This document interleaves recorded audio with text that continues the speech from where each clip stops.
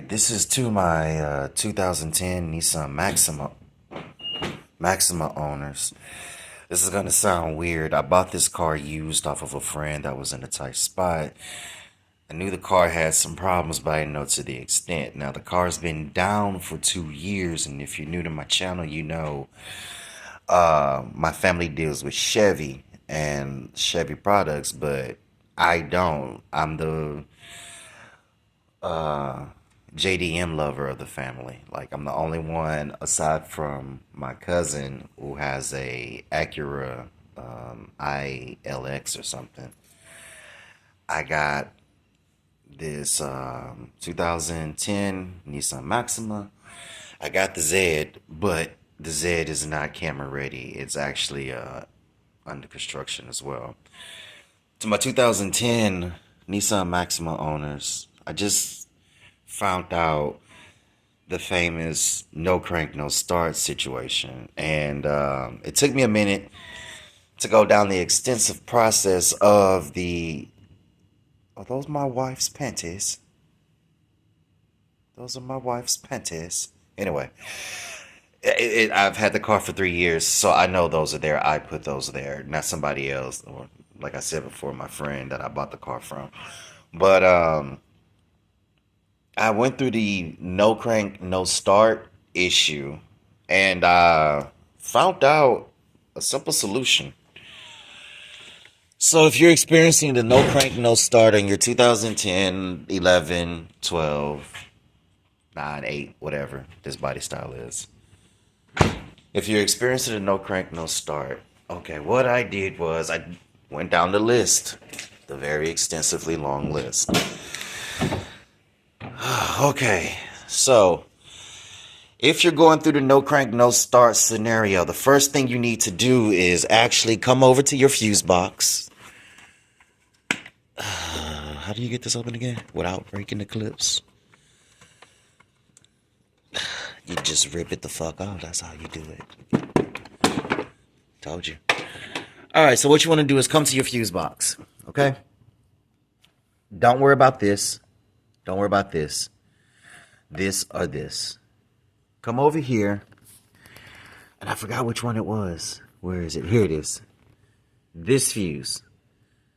This is a 15 amp fuse for the engine ground. Check this fuse first. If this fuse is popping, it's because it's not the ECU. It's your wiring harness. Now, keep in mind, I bought this car used off of a friend. It got like 200,000 miles on it. Some of the stuff you see was not done by me. That was done by me. I can explain that.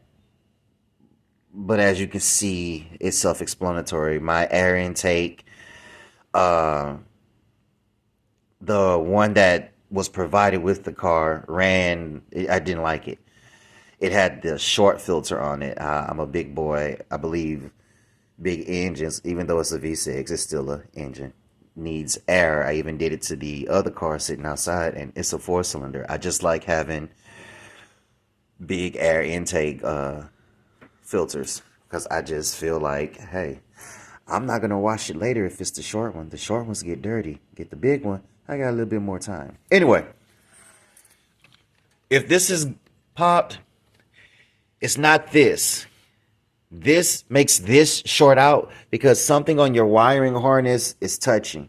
Now, what I did was I went down the list of what could be making my car no crank, no start, all that other stuff. And I went down the list, and everybody has different methods because everybody's car is different. Nobody's car is really the same except for the same problems, and that depends on how you treat it. This car was not treated well, and so I bought it to keep me out of trouble. Project car, why not? Even though it's a V6 Nissan front wheel drive, I love the body style. On the first try, I found out this dude, his wires, I don't know if you can see it, and I didn't do the yellow. I actually was scraping it off. That's why there's black, because I tried to scrape it off. I had to replace the gaskets. I found out that one of the wires here actually, due to age, I'm assuming, due to age, was exposed. Not only was it exposed, a wire next to it was exposed and frayed, and they were touching each other. So what you want to do is honestly start checking your wires. I had to pop 3 fuses before it dawned on me, wait a minute, something's touching that ain't supposed to be touching. And as you can see, the wiring harness is not in the best shape. Every damn thing is just about damn near exposed. I have to take that off and replace it. But I got the car to run after, and this is going to sound weird, since the wires are so tight and I don't have the time right now to take off the wiring harness, I used hot mail. I grabbed my wife's hot glue gun, separated the wires a little bit, let that circuit drip, fixed it. I'll explain this, and this later. I actually did that. I even did the coils too. That and that. I bought this car in really bad condition and working on it.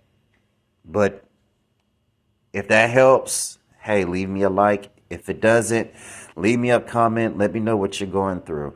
I went through a lot of forums and a lot of videos. So at this point, it's like I'm just a walking, talking, no crank, no start scenario kind of guy. But don't rely on my information because I relied on the school of YouTube. Graduated from YouTube University, as a matter of fact. Hope that helps, guys.